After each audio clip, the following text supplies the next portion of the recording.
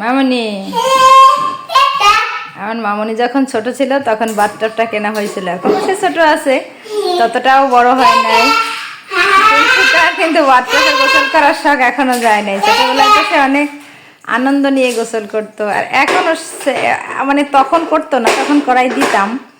আর এখন তো সে একাই করতে চায়, বাথটাবে গোসল করবে, খুব আনন্দ পায়। আমার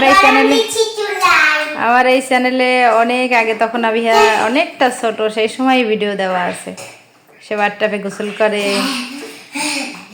এখন বলছে আম্মু আমি একটু গোসল করবো, তুমি আমার একটু ভিডিও করো। এখন তো তুমি বড় হয়ে গেছো সোনা পাখি, তাই না?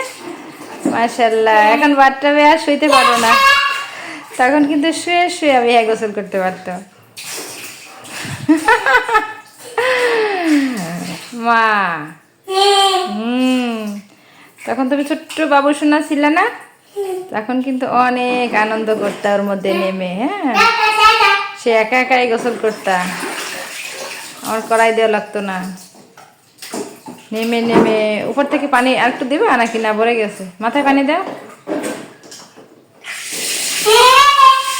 কানে না যায়, কানে না যায়, আস্তে আস্তে করে ছাড়ো,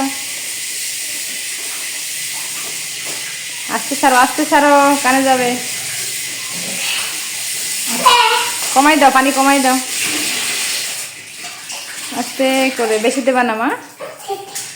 ভালো লাগে বাচ্চাকে গোসল করতে, কি বেশি আরাম না? হ্যাঁ হ্যাঁ হ্যাঁ, সেই আনন্দ।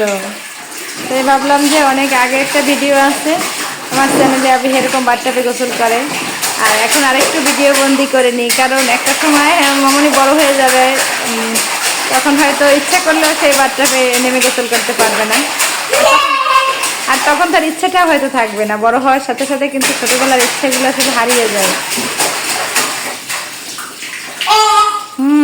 এই যে তোমার ছোট মগ, মেলামিনের মগ নাও, সেই ছোট মগ নিয়ে গোসল করে। আর বড় মগটা আমাদের জন্য। ছোট বাবু, ছোট মগ, ট্যাপ বন্ধ করো।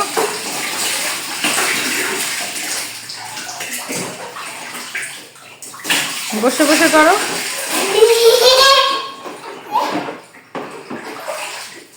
ভাল লাগছে, অনেক মজা, সেই আনন্দ না?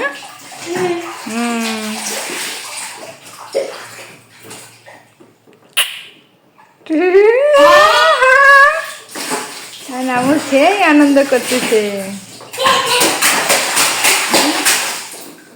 অনেক আনন্দ। আর বেশি দিও না মা, ঠান্ডা লাগবে। তাই সে প্রায় বলে পাপ্পা আমাকে পুকুরে নিয়ে যাও, আমাদের এখানে একটা পুকুর আছে, বাবার সাথে মাঝে মাঝে পুকুরেও যায়। মানে আসলে কি, ছোটরা খোলা জায়গায় গোসল করতে বেশি পছন্দ করে, এটাই বোঝা গেল যে শিশুরা ছোটদের মানে খোলা জায়গাটা ওদের বেশি স্বাচ্ছন্দ্য লাগে, পুকুর হোক, এরকম বড় খোলা জায়গা হোক।